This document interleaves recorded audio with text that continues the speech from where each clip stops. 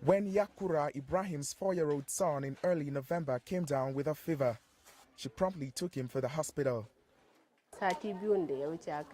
The doctor said it was malaria and gave him medications, but for days there was no improvement.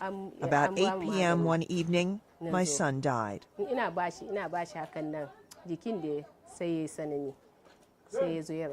Children and refugees are among the most vulnerable in Nigeria, the worst malaria-affected country in the world, accounting for a quarter of all infections. In Borno State alone, there were over 8,000 new cases of malaria each week in 2017, says the World Health Organization.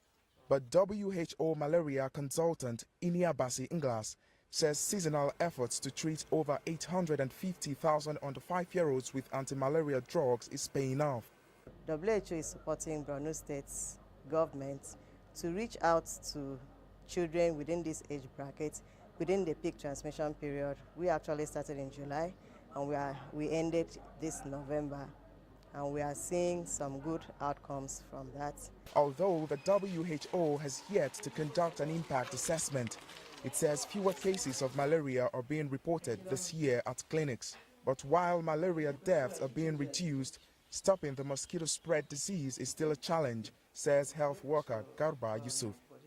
Even though we use the campaign, normally we use almost 4 times in a year, but there is still a lot of cases of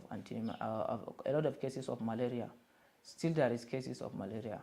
The current campaign is not reaching Nigerians displaced by Boko Haram militants and living in camps.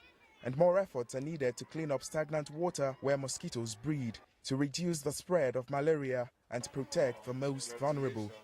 Timothy Obiezu for VOA News, Maiduguri.